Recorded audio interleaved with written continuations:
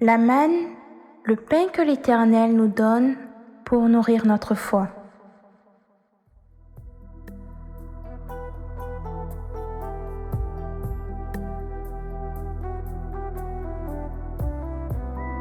Shalom, shalom, bien-aimé du Seigneur Jésus. J'espère que tu vas bien. Bienvenue à ton moment de partage de la parole de Dieu.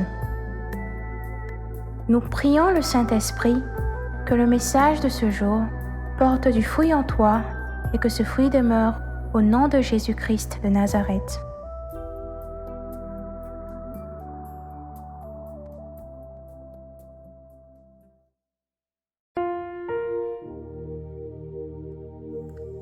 Or, la vie éternelle, c'est de te connaître, toi le seul Dieu, le vrai Dieu, et de connaître celui que tu as envoyé, Jésus-Christ.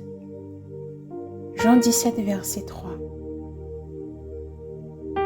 Ce passage sur lequel porte notre méditation est extrait de la prière sacerdotale de Jésus, prière pendant laquelle Jésus confiait ses disciples à Dieu, ainsi que tous ceux qui croiront en lui. Nous n'ignorons pas que par amour pour nous, Dieu a donné son Fils Jésus pour le salut de tous les hommes. En effet, Dieu a envoyé son Fils unique pour nous tirer de la mort et nous donner la vie éternelle. Mais que représente la vie éternelle? Comment la recevoir? Dans sa prière, Jésus fait un lien entre la vie éternelle et la connaissance de Dieu. Il affirme clairement que la vie éternelle, c'est de connaître Dieu et lui, Jésus, l'envoyé de Dieu.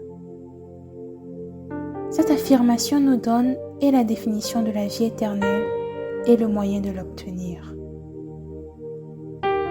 La vie éternelle est la vie qui n'a ni commencement ni fin. Elle ne peut provenir d'un donneur qui est lui-même éternel. Or Dieu est celui qui était et qui est depuis toute éternité. On peut comprendre alors que la vie éternelle est la vie de Dieu, c'est Dieu lui-même. Avoir donc la vie éternelle, c'est avoir Dieu en nous. Et pour l'avoir, il faut connaître Dieu et son Fils Jésus. On peut percevoir que l'obtention de la vie éternelle est conditionnée par la connaissance de Dieu. Comment donc connaître Dieu?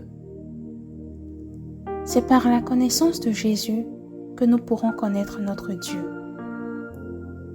L'Écriture dit à cet effet: Dieu, personne ne l'a vu, mais le Fils nous l'a fait connaître.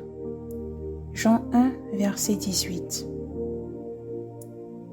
Pour connaître Dieu, il faut connaître la personne de Jésus.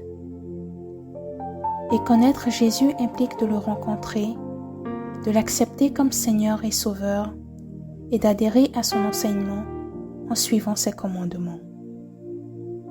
Ces commandements, Jésus les a reçus du Père et nous pouvons les connaître en lisant et méditant fréquemment la parole de Dieu.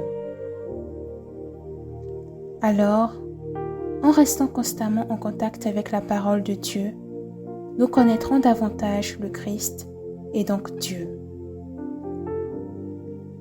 Aussi, un autre moyen pour connaître le Christ est la prière. En parlant régulièrement avec une personne et en lui posant des questions, l'on finit par apprendre beaucoup sur elle et donc la connaître davantage. C'est ce qui se passe lorsque nous cultivons une vie de prière. Nous nous ouvrons à Jésus et lui s'ouvre à nous également. Nous partageons nos secrets à Jésus et lui fait de même. Nous pouvons aussi connaître Jésus par les enseignements et les expériences de certaines personnes, comme les saints qui ont vécu dans son amitié. Aujourd'hui, nous sommes tous invités à reconsidérer nos moments de prière et de méditation afin de connaître davantage notre Seigneur Jésus et donc Dieu.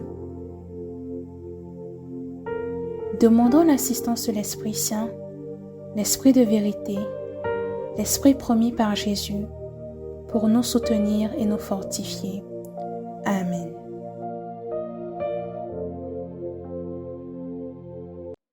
Dieu te bénisse. La manne, le pain que l'Éternel nous donne pour nourrir notre foi.